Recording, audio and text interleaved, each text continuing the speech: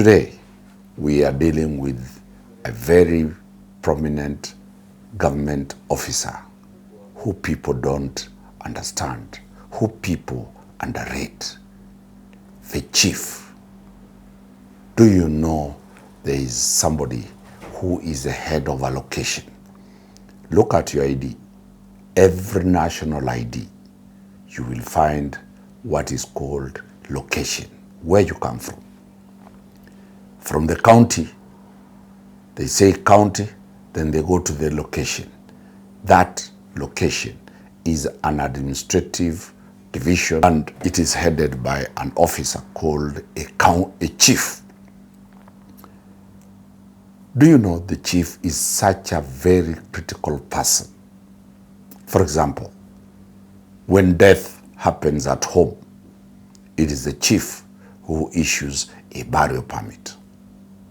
When birth happens at home without the hospital, it is the chief who issues a birth notification.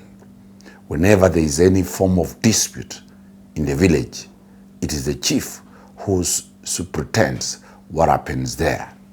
Whenever somebody dies and there is a succession to be done, it is the chief who writes a letter to court, to the high court, for you to get succession letters. You cannot start succession without getting the letter of the chief. Whenever there is any village wedding, any village function, any village bazaar, any matanga disco, it is the chief who issues permits for that. Whenever you want to transport cows from one location to another, the chief of that area must give you a letter to transport cows.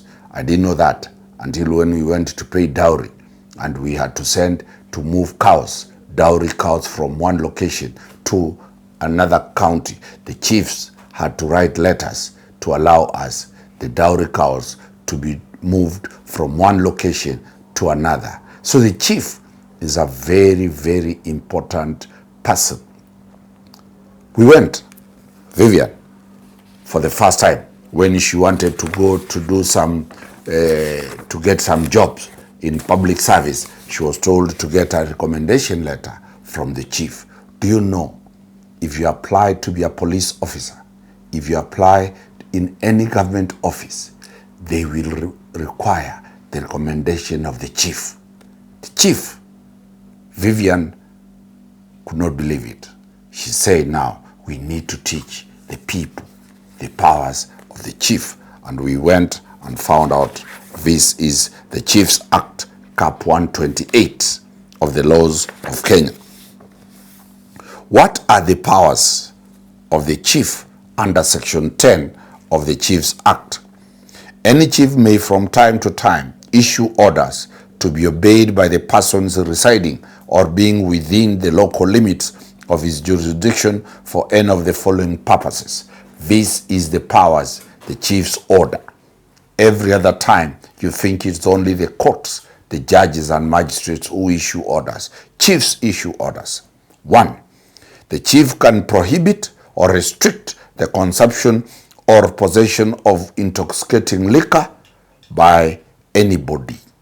So the chief has power to stop liquor issues. 2, he can restrict the holding of drinking bouts. If you go holding your party because you think it's an Airbnb, the area chief can come and cancel that party. Issues of manufacture and transfer of poisonous or noxious plants or carrying of arms. The chief can issue those orders that you cannot do that. Prohibiting any act or conduct which in the opinion of the chief might cause a riot or a disturbance or a breach of peace. The chief can stop any act. He can prevent the pollution of our water in a stream, water course. So the chief is mandated to prevent water. Can you cut a tree for timber without the chief's order? No. You must get the chief. It is your tree. but the chief must allow you to cut your trees. The chief can also order human beings or animals not to move from one location to another. Remember the Ebola we have. The chief can order people to be quarantined within a certain area and they don't move to any other place. The chief can prohibit anybody who is trying to destroy or interfere with the public works of a road. The chief, in section 11, can require a person to be reporting within his local jurisdiction any property stolen or believed to have been stolen outside such local authorities. If something has been stolen and has been brought into the area of the chief will be required to be told that something has been stolen. You remember the day when COVID was there, the chief could not allow you to come into his jurisdiction without the chief being told. Very many people did not understand the powers of the chief under COVID. Then we have the chief can require any person to report to him any new person who has come into his place. Then lastly, the chief can forbid any exposure of any person who has died. So the integrity of the chief is very, very critical. What about doing works? For example, do you know the power of the chief? The chief can order any person to do service during an emergency. I didn't know this. I'll confess, I didn't know this. Vivian brought this and we argued. How can a chief order me to do work during an emergency?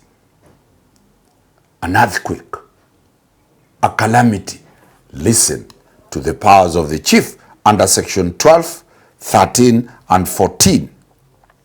Whenever it appears to the cabinet secretary that it is necessary for any work or service in connection with an emergency, such as fire, flood, earthquake, violent epidemic, or epizootic diseases, invasion by animals, or insect pests, or plant diseases, or pests, the chief may require any able-bodied adult person to perform any such work or render any such service as aforesaid specified in this order. Any able-bodied adult, if that emergency happens, a chief can order you to do that work. Will you be paid? Yes. Under section 14, any person required to do any work or render any service under this shall be remunerated at a rate not less favorable than the rate prevailing for similar work of services. The minister will pay you, but you will be forced to work. So sometimes flood carries a bridge. The chief comes and orders, you are not going to Nairobi. Shuka kwa gari yako, anza kujenga hii barabara, hii bridge. Who are excluded from these works? Who are not, the chief cannot order. Under section 15, exemptions. The following persons shall be exempt from the provisions of section 13, that is the chief ordering. 1. Any person under the age of 18 years. If you are under 18 years, you'll not be ordered to work. If you are above 50 years, Omari thanks, I'm above 50. Vivian, Bramwell, and Cyrus, they must be ready. If the chief gets them, the chief can order them to work. They are not at above 50 years. 2.